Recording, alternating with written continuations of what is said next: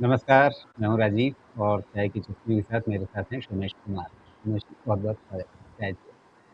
अब बाज़ार में आज का दिन तो बड़ा कन्फ्यूज़िंग रहा। निफ्टी घूम फिर कर के सपाट, बैंक निफ्टी में दबाव, मिड कैप में ठीक-ठाक थोड़ा-सा मूव मिड कैप था हरियाली में रहा ना तो वहाँ पे हमें अलग कहानी देखने को मिली। स्मॉल कैप थोड़ा ना मिड कैप के साथ ना लार्ज कैप के साथ बीच में कहीं पड़ा रहा। तो क्या संकेत निकल रहे हैं, लेकिन मुझे लगता है कि उस सबसे ज़्यादा बड़ा संकेत हमें अब वापस देखना पड़ेगा अपने पुराने बैरोमीटर को जिसकी हम चर्चा कर रहे थे कि ब्रेंट क्रूड वो क्या कह रहा है। क्योंकि अभी ये कार्यक्रम के लिए जैसे ही मैं आ रहा था उस बीच में फ्लैशेज़ इस बात के आ रहे थे कि ईरान के सरकारी टीवी के हिसाब से अब हॉर्मुज़ का रास्ता खोलने के लिए और ब्लॉकेड भी खोलने के लिए दोनों तरफ से तैयारी हो रही है। तो अगर ये चीज़ वाक़ई हो जाती है क्योंकि जितनी भी खबरें आती हैं सबके साथ हमें वाक़ई जोड़ना पड़ता है, वास्तव में होगा या नहीं, कहीं फिर से पलट तो नहीं जाएँगे, ये सब असमंजस रखते हुए और ये सारे प्रश्नवाचक चिन्ह लगाते हुए कि अगर खुल गया तो ब्रेंट क्रूड तो ये कह रहा है कि हाँ, शायद तेल का बाज़ार ये मान रहा है कि हाँ, अब बात उधर जा रही है।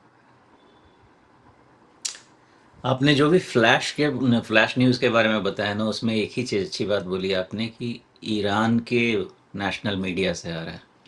यहाँ हाँ, पे एक और मीडिया है जो यूएस में है, उस मीडिया से आता तो फिर मैं कहता कि फिर चुप ही रहते हैं। नहीं अगर तो ट्रुथ एक वो, सोशल पे होता तो फिर वो उसका ट्रुथ कितना है रहेगा ये ज़्यादा बड़ा हाँ, सवाल हो जाता। करेक्ट। और एक मीडिया है ट्रुथ सोशल, जहाँ पे कुछ भी ट्रुथ होता नहीं है। इसलिए चूंकि आपने कहा कि ईरान के नेशनल मीडिया से हो सकता है इसमें कोई बात होगी, तो ब्रेंट थोड़ा सा कूल ऑफ ज़रूर दिखा रहा है। हाँ, लेकिन ईरान में भी आंतरिक विरोधाभास ये पुरानी कहानी है वहाँ की। वहाँ पे कभी विदेश मंत्री कुछ बोल देते हैं, कभी उसके बाद आईआरजीसी वाले कुछ और रोक-टोक देते हैं कि भई ये कहाँ से क्या बोल कर के आ गए। तो वहाँ भी एक सुर रहते नहीं हैं। पहले भी हम देख चुके हैं ये सब। पॉइंट आपका मैं कंप्लीटली लेता हूँ, इसलिए हम अपने इंडिकेटर पे फिर से चले आते हैं जिस पे हम विश्वास कर सकें, और उसमें सबसे इम्पॉर्टेंट रहेगा ब्रेंट क्रूड। तो एक्चुअली चूंकि मैं इधर ट्रैवल में हूँ, तो हमारे लास्ट शो के बाद मैंने डेटा देखा नहीं था। अचानक से डेटा देखा, और मंडे से जो ब्रेंट क्रूड के फ्यूचर का बिहेवियर है, फ्यूचर्स का, वो ये बता रहा है कि डबल टॉप हो गया है, करेक्शन हो रहा है क्रूड में। मतलब चाहे जो जितना भी चिल्लम चिल्ली कर ले, बाजार ये समझ रहा है कि समझौता होगा, और ये अच्छा डायरेक्शन, अच्छा इंडिकेशन होगा हमारे लिए। अच्छा जब आप डबल टॉप कह रहे हैं तो 2 टॉप कौन से हम देखें? एक ये 31 मार्च वाला और फिर उसके बाद ये हाँ, 30 अप्रैल हाँ, वाला? करेक्ट। तो देखिए, अगर ये डबल टॉप है डबल टॉप के अगर ये बड़े डबल टॉप है सारे टाइप होते तब हैं। तो एम स्ट्रक्चर बन जाएगा। ये ये अगले साल का बनेगा, ये साल नहीं बनेगा, ये बनेगा। आप तो मतलब आशाएं जगा करके फिर से पानी फेर देते हैं। नहीं, ये अगर साल डबल का टॉप राजीव जी है बहुत नहीं अगर मतलब अगर ये डबल हाँ, टॉप है तो मैं तो ये उम्मीद करूंगा जहां से ब्रेकआउट शुरू हुआ था और ये शुरू हुआ था बस वही जिस दिन ईरान पे हमला हुआ था उसके बाद से तो वापस घूम के वहीं आना चाहिए।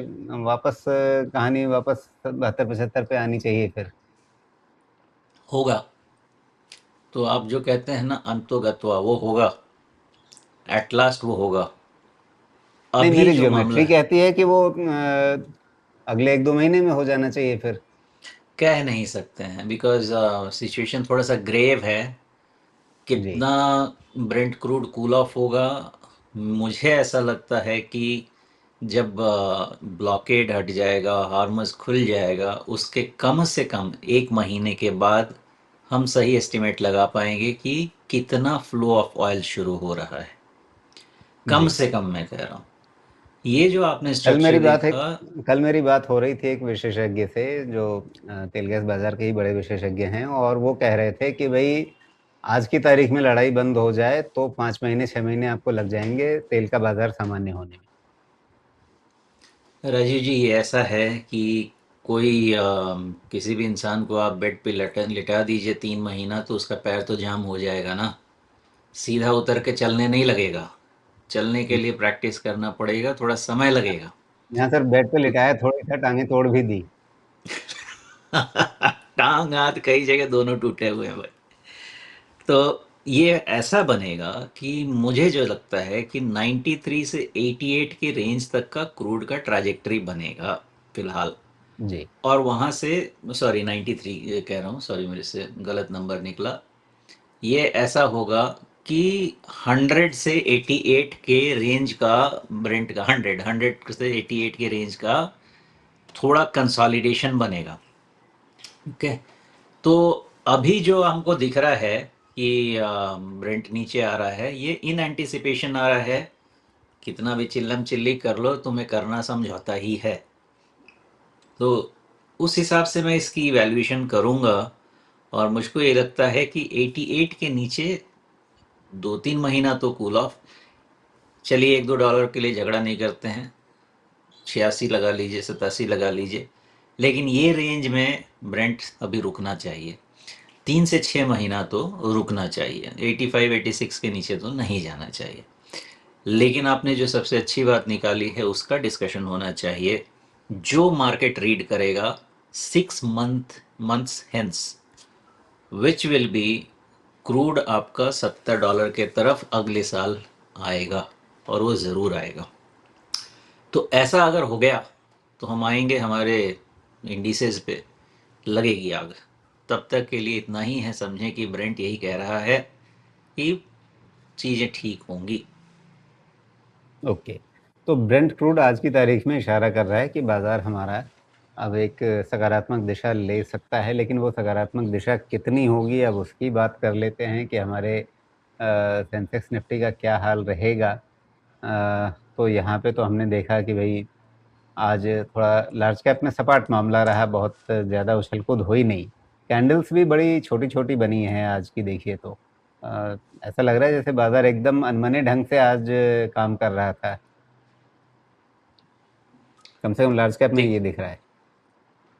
मेरा ऐसा मानना है कि ये बाजार, ये जो स्ट्रक्चर बना रहा है, ये तेज़ी का है। अब हम ये और बैंक दोनों डिस्कस करेंगे, जिसके कारण हो सकता है कि एक आधा डिप मिले, हो सकता है। बट ये स्ट्रक्चर ये बन रहा है, करेक्ट बनाया है आपने। वहाँ पे जाके स्ट्रगल करेगा, बिल्कुल स्ट्रगल करेगा। और उसके ऊपर आपने एक बना रखी है लाल लकीर है। ये ये खुद ही निफ्टी महाशय ने खुद ही बनाई है, 200 डे मूविंग एवरेज है। जी। तो ये दो लेवल को आप बुक मार्क कर लीजिए। होगा क्या कि यहाँ पे स्ट्रगल होने वाला है। और जिस भी महीने में, माइंड यू, जिस भी मंथ में आपको वो 25,000 वाले लेवल के ऊपर मिल गया क्लोज, महीना क्यों, मैं समझाता हूँ, ठीक है, ध्यान से सुनिएगा इस चीज़ को। जिस भी महीने में आपको 25,000 के ऊपर का क्लोज मिलना शुरू हो गया, आप पहला एजम्पशन ये लेंगे कि जैसा मिड कैप में हुआ वैसा खेल निफ्टी में होगा। जिस महीने में नहीं होगा, तो अगर मान लीजिए कि विद इन मंथ होता है तो फिर कुछ और लेवल पे हम डिस्कशन करेंगे। लेकिन जिस तो भी अगर, निफ्टी और मिड ये कैप जून में में नहीं होगा। मिड कैप वाला खेल कौन सा? मिड कैप का खेल मतलब कहाँ से आप खेल शुरू मान रहे हैं उसको? मिड कैप का, आप मिड कैप की नहीं, रिकवरी आपने कहा मंथली ना कर कि जैसा सकते हैं मिड क्या कैप में इसको? खेल हुआ वैसा ही निफ्टी में हो जाएगा, तो वो कौन सा खेल रेप्लिकेट करेंगे हम वहाँ पे? देखिए, ये मिड कैप में एक बड़ी लंबी लाल कैंडल आपको दिख रही है। ओके। दिख रही है, ये रही। बस मेन खेल का मामला यही है। अब यहाँ पे, तो मतलब ये है कि 59,700 से लेकर के हम आ गए 62,500 600, 3,000 पॉइंट बढ़ गया, करीब 5% बढ़ गया ये। तो हमारे बातों को थोड़ा सा रिवाइंड किया जाए। मैंने यही समझाया था ना कि नया हाई बनने, जब बन गया है तो उसको टोटल रिस्पेक्ट कीजिएगा मिड कैप को। कितना भी डर लगे, वहाँ से कहाँ 70,000, शायद दो जी। हजार पॉइंट ऊपर तक भी मिड कैप नहीं इंडेक्स तो खींचने वाला है। निष्कर्ष उसमें हम निफ्टी में क्या निकालें कि अगर 25,000 पार हुआ तो हाँ, उसके बाद नया हाई इसमें भी बन जाएगा, ये इसको समझे हम। आप थोड़ा सा अगर हो सके तो वीकली कर दीजिए।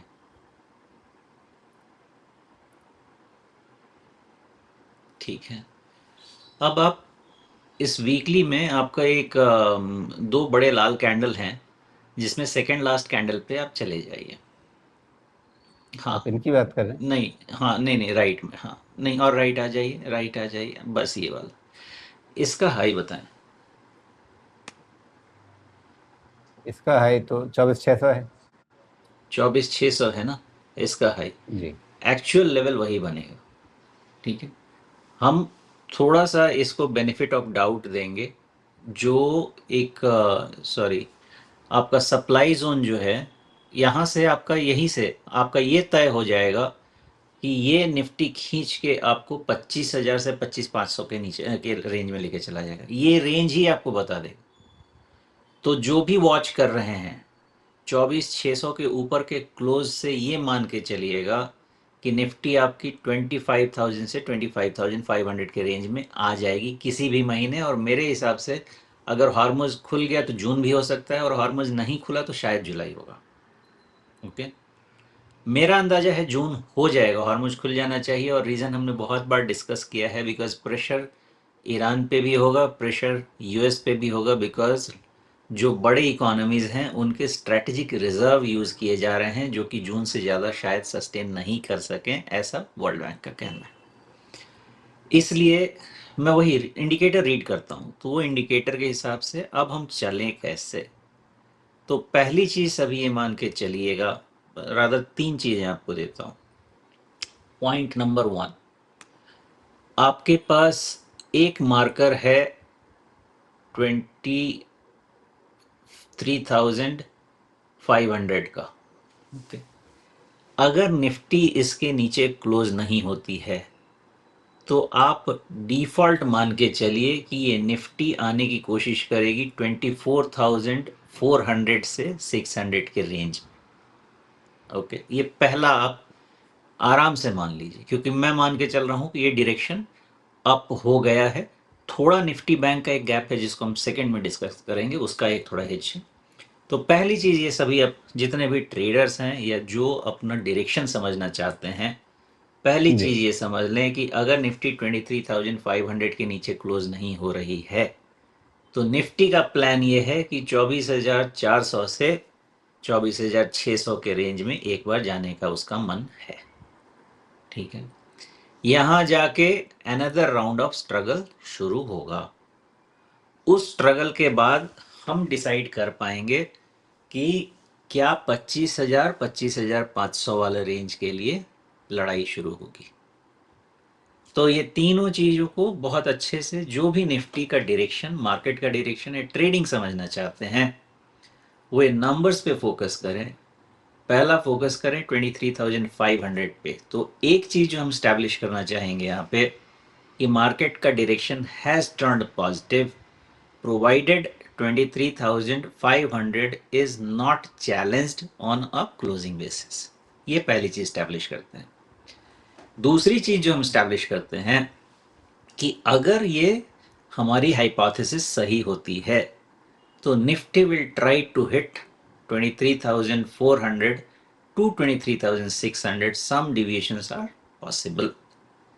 तीसरी चीज़ जो हम स्टैब्लिश करेंगे वो ये कि 23,000 24,600 से 400 के रेंज के स्ट्रगल को समझने की कोशिश करेंगे, एंड देन विल स्टैब्लिश क्या हो सकता है, क्या निफ्टी 25,000 से 25,500 वाले रेंज के लिए रेडी हो रही है। ये तीन चीज़ें हम स्टैब्लिश करते हैं।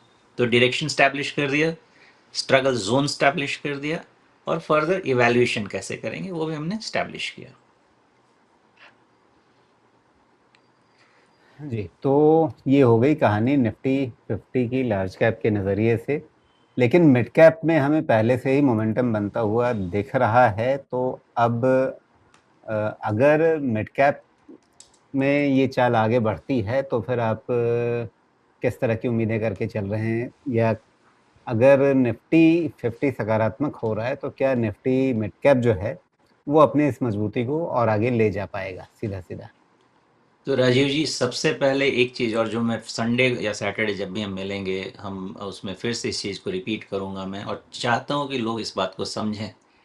Despite all the risk, despite the possibility of facing criticism, मैं वॉर शुरू होने के पहले से क्यों आप लोगों को समझा रहा हूँ कि जो मामला है आने वाला वो मिड और स्मॉल कैप में है। ध्यान रखिएगा, मैंने उस समय भी ये आस नहीं छोड़ी है जिस समय किसी तरह कोई आस नहीं थी, और मैंने यही कहा था कि समय बताएगा। अगर मैं गलत था तो निफ्टी मिड कैप का न्यू हाई बन चुका है, और ये क्या इंडिकेशन है ये समझिए। ये इंडिकेशन ये है कि रियल मनी आपका यहाँ भी नहीं, real money as per the index configuration by this exchanges, real money बनने वाला है। आपको हंसी आएगी, निफ्टी माइक्रो कैप इंडेक्स के स्टॉक्स में। मैं स्मॉल कैप की बात बाद में करूंगा, लेकिन ये जो इंडिकेशन दे रहा है, ये जो फ्यूल करेगा रैली आने वाले साल में, और मैंने आपको साल दर साल की बात बताई है। आप कह सकते हैं कि तुम मुझे लंबी कहानी बता रहे हो, मेरी हर बात को समय प्रूव करेगा। पहला मिड कैप प्रूव कर चुका हूँ, अगले साल आपकी फायरी रैली होगी माइक्रो कैप में। माइक्रो कैप 100 करोड़ वाली कंपनी मैं नहीं कह रहा, as per the index configuration जो निफ्टी माइक्रो कैप का है। तो आप समझें कि इस पूरे चीज़ों को समझने के लिए मुझे पीछे क्या क्या तोड़ना पड़ा होगा। निफ्टी मिड कैप में नया हाई बन चुका है, और मैंने आपको बोला हुआ है मोदी जी अगला इलेक्शन कराने के पहले आपको मिड कैप इंडेक्स 1 लाख के ऊपर मिलेगा। अब तो आप मेरी बात मान सकते हैं शायद, क्योंकि इतने एडवर्स सिचुएशन में भी मैंने ये चीज़ प्रूव किया है अपने पॉइंट, है ना। तो मिड कैप इंडेक्स को अपॉर्चुनिटी समझिए, बने रहिए, क्योंकि यहाँ पे वोलेटिलिटी होनी ही होनी है। आप और मैं कोई नहीं होते हैं इसको रोकने वाले, लेकिन इक्विटी का मतलब ही है वोलेटिलिटी। चले तो ठीक, ना चले तो आप समझें 70,000 का मिड कैप इंडेक्स होगा, और इस साल होगा, मेरा ऐसा एस्टिमेट है। जी। अब यहाँ पे मिड कैप इंडेक्स को कोई खरीद करके तो बैठेगा नहीं, तो फिर उसके अंदर हमें बहुत एक काफ़ी बड़ा सेगमेंट है, और उसमें भी आप कह रहे हैं माइक्रो कैप में देखना होगा, यानी आप स्मॉल कैप भी नहीं। तो अभी तो हम मिड कैप की चर्चा कर रहे हैं। मिड कैप में भी तमाम बड़ी कंपनियां हैं जो काफ़ी विशाल होती हैं। अभी स्मॉल कैप की चर्चा हमने की नहीं, और आप उसके आगे माइक्रो कैप तक पहुंच चुके हैं कि असली जो एक निवेशकों के लिए अवसर है वो माइक्रो कैप में है। लेकिन पहले स्मॉल कैप क्या ये भी अब नया हाई बनाएगा?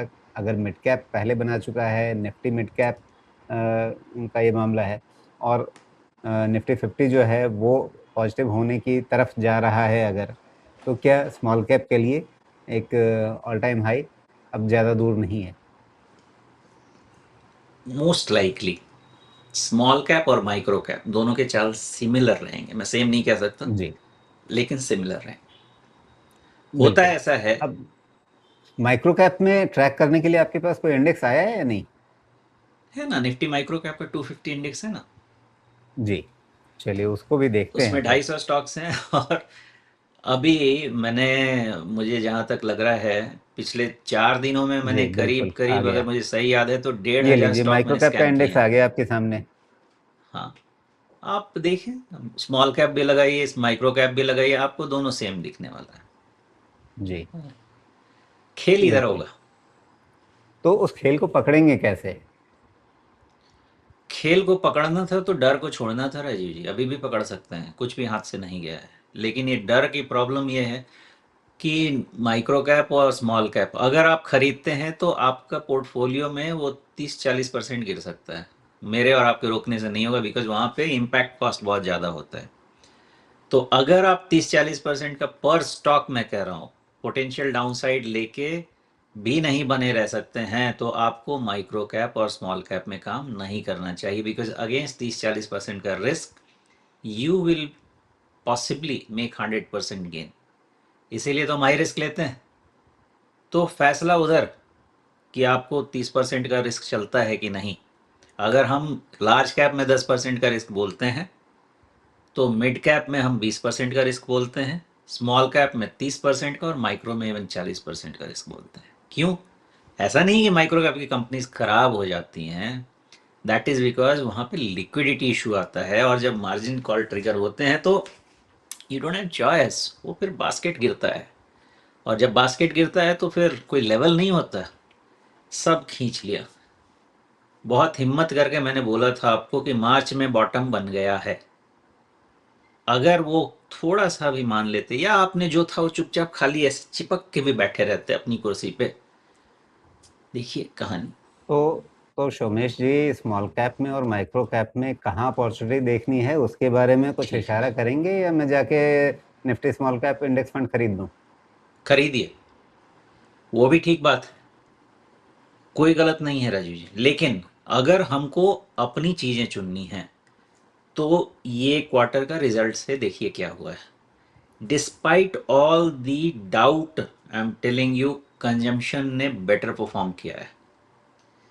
आपके बैंक्स ने स्ट्रगल किया है और उसके कारण वहां पे प्रॉब्लम है। और मुझे अभी भी पब्लिक सेक्टर बैंक में कॉन्फिडेंस नहीं आ रहा है फॉर सम रीजन। ओके, आपके जितनी भी चीज़ें डोमेस्टिक और डिस्पोजेबल इनकम से लिंक हैं, उनमें आपका रिजल्ट बहुत अच्छा आया है। कहाँ डिसरप्शन है? ऐसे जगह पे डिसरप्शन है जहां पे ऑयल एज इनपुट आता है, जहां पे फॉरेक्स का नेगेटिव इम्पैक्ट होता है, जहां पे एक्सपोर्ट ज़्यादा था। ऐसी जगहों पे लॉजिस्टिक्स का इशू आया, हाई इनपुट कॉस्ट का इशू आया।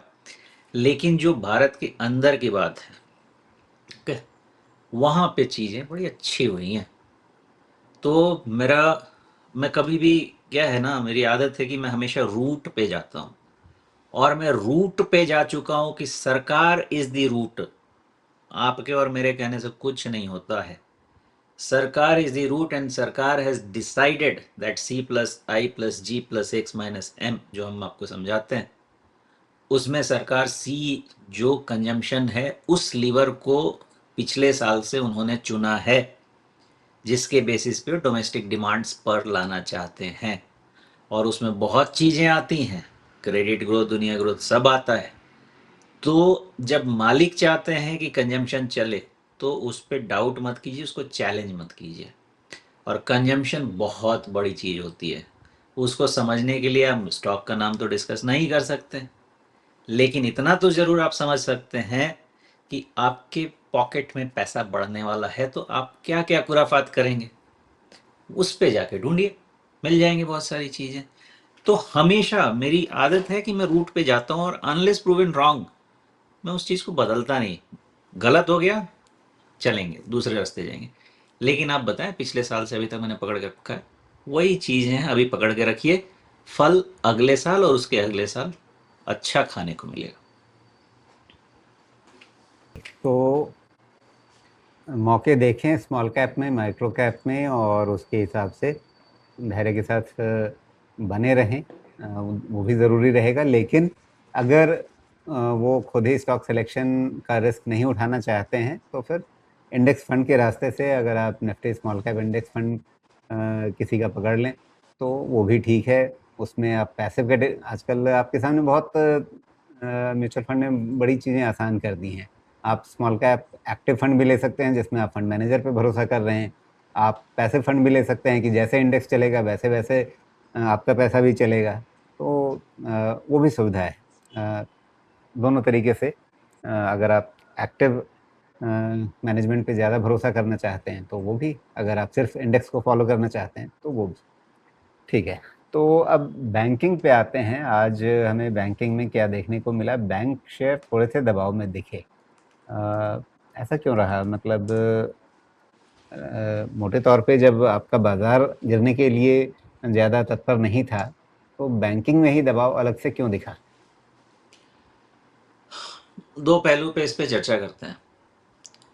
पहला ये कि बैंक इंडेक्स जिस तरह से चल रहा है, there are high chances that previous high will be retested. अभी नहीं, हाई चांसेस। कब? प्रोवाइडेड 56,000 के ऊपर क्लोज होना शुरू हो, पहला प्रमाइस। और दूसरा, उसके पहले ध्यान ये रखना है कि एक गैप बना हुआ है 54,100 के रेंज में। ये मुझे क्लियर कट डिसीजन लेने से थोड़ा रोक रहा है, बिकॉज डेटा पढ़ता हूँ मैं। तो जब तक डेटा की कंप्लीटनेस नहीं हो मैं आपको बता सकता हूँ, लेकिन मैं उस पर थोड़ी कन्फर्मेटरी टेस्ट पास करने में थोड़ा समय लेता हूँ। ये एक हिच बना हुआ है, बिकॉज ये ऐसा वो गैप नहीं है जिसको मैं बहुत मोमेंटम गैप बोल रहा हूँ। तो होता ऐसा है कि ये सब चीज़ें बढ़ भी जाती हैं, और इस पे मुझे ज़्यादा थोड़ी चिंता इसलिए है कि इसके पहले का जो पैटर्न है, इस पूरे जो आपका ये पैटर्न है, उस रेंज में बैंक इंडेक्स बहुत कंफ्यूज्ड रह चुका है। तो जब इंसान पहले ही से कंफ्यूज होता है और फिर से उस जोन में कहीं से पहुंचता है, तो कंफ्यूजन कहीं ना कहीं जो है वो जो हिस्ट्री में रह चुकी है वो आके आपको परेशान करती है।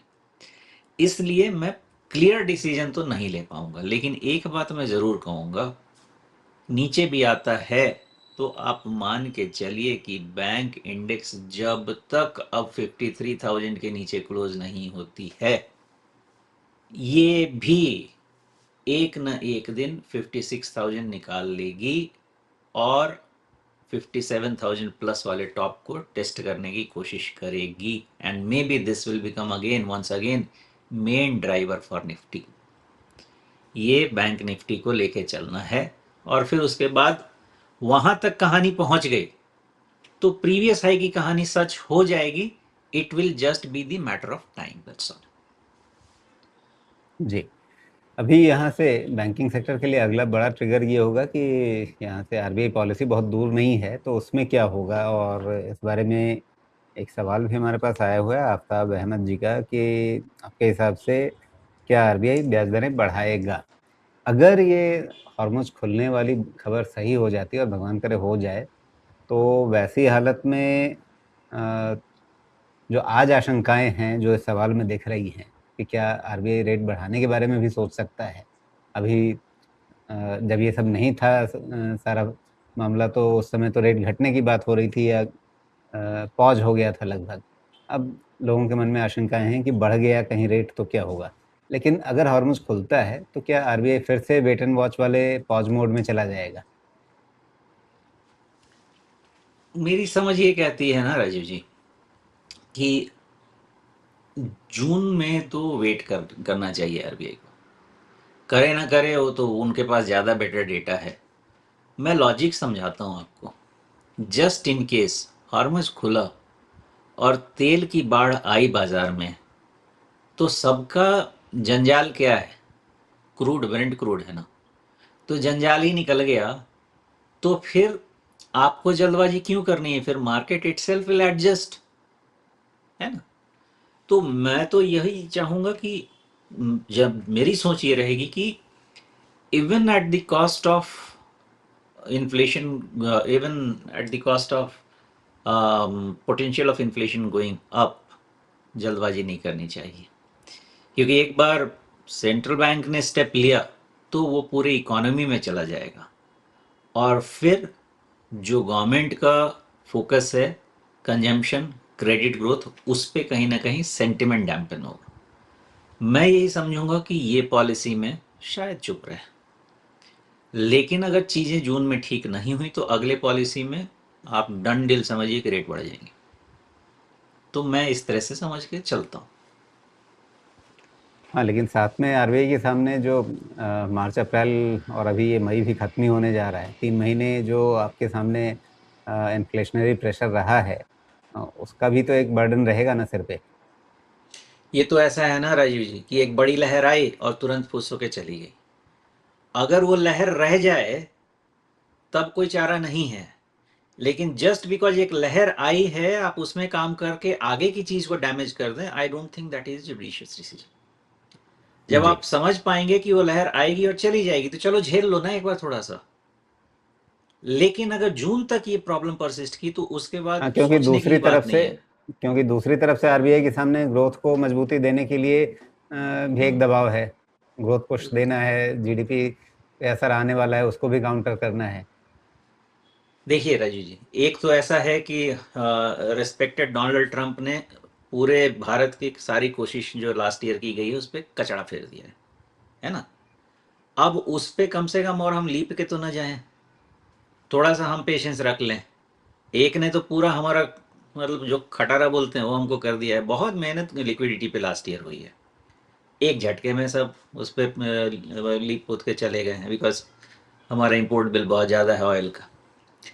मैं यही समझता हूँ कि आरबीआई इस चीज़ को, अब वो भगवान जाने उनके दिमाग में क्या चल रहा है, मैं यही समझता हूँ कि इस बार जल्दबाजी नहीं करनी चाहिए, जून तक वेट करना चाहिए। और मुझे लगता है कि संसार इस सिचुएशन में नहीं है कि इस प्रॉब्लम को जून के बियॉन्ड झेल पाए, और ये सबको पता है। वो कुत्ते की तरफ भौंक रहे हैं यूएस वाले, लेकिन उनको भी पता है कि काटने जा नहीं पाएंगे शायद। But that's what I think. और अब आईटी सेक्टर पे नज़र डाल लेते हैं। 28,900 के आसपास है। अ, जिन स्तरों पे जाने की थोड़ी उम्मीद बन रही थी, वहां भी जाने में डर रहा है बेचारा।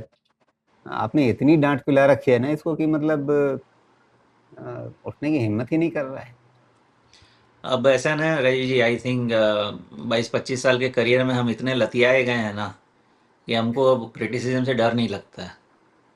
जब तक मुझे नहीं समझ में आएगा कि चीज़ें रूट कॉज से सेट हो रही हैं, कोई मैं डिसीजन लेने वाला नहीं। आईटी में एक बात समझें आप, by itself IT sector is in weak hands by itself. लेकिन एक चीज होता है मार्केट टेलविंड, और उसको कभी भी इग्नोर नहीं करना चाहिए। मैं सदियों से आपको समझाता आ रहा हूं कि यूएस के नैस्डैक बढ़ने के बाद भी हमारा उस समय हमारा इंडेक्स आईटी का उसका आधा ही चलेगा। अब तो खैर ये एआई के कारण नहीं चलेगा, वो अलग बात है। लेकिन वही मैं समझाया, तो ये आप टेलविंड को समझिए। अगर निफ्टी की रिकवरी शुरू हो गई बिकॉज ऑफ बैंक, तो सेंटिमेंट इंप्रूव होगा, और जब सेंटिमेंट इंप्रूव हो जाता है तो सड़े हुए टमाटर से भी सब्जी बन जाती है। तो ये चीज़ समझिए कि भले ही Nifty IT index at this जंग से सड़ा हुआ टमाटर हो, सब्जी में पड़ सकता है।